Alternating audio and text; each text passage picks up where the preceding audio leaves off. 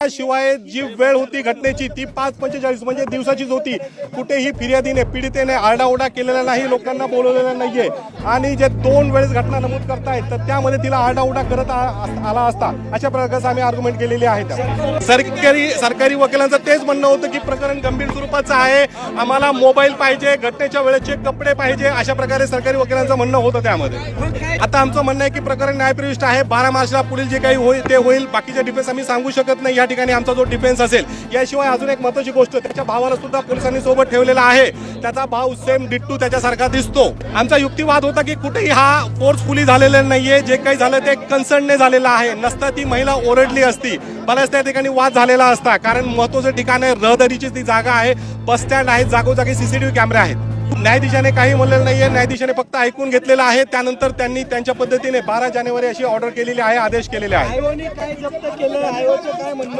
आयोने अजून जप्त केलेलं नाहीये, आयोला जप्त करायचे आहेत, बाकीच्या गोष्टी फॉरेन्सिक लॅबसाठी पाठवण्यात आलेल्या आहे।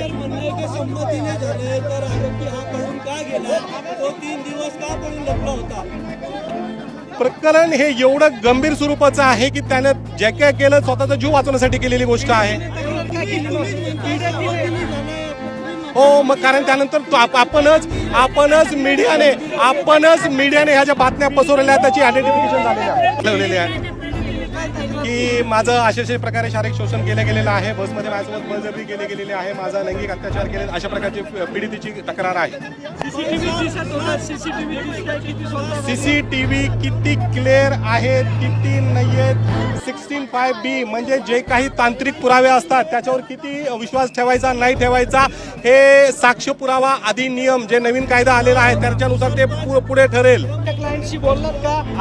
अजून आरोपीशी आमचं बोलणं झालेलं नाहीये, कारण आज त्याला उशिरापर्यंत आलेला। हो, त्याच्या आयडेंटिटीमुळे त्याच्या कुटुंबाला त्रास सहन करावा लागत आहे। मीडियाने त्याचे जे फोटो व्हायरल केलेले आहेत, त्याच्या कुटुंबाला आज उपासमारीची वेळ आलेली आहे आणि त्यांच्या बचावासाठी काहीतरी पोलिसांनी पण केलेलं पाहिजे, शासनाने त्यांना सुरक्षा द्यायला पाहिजे असं माझं म्हणणं आहे।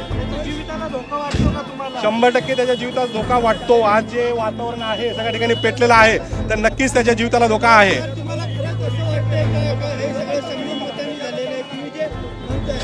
मला वाटण्याचा प्रश्नच नाहीये, मी ॲडव्होकेट आहे, एक वकील म्हणून आरोपीची बाजू मांडणं हे माझं काम आहे। मी फक्त एक वकील आहे, न्यायाधीशासमोर खरी बाजू आणणे हे माझं काम आहे।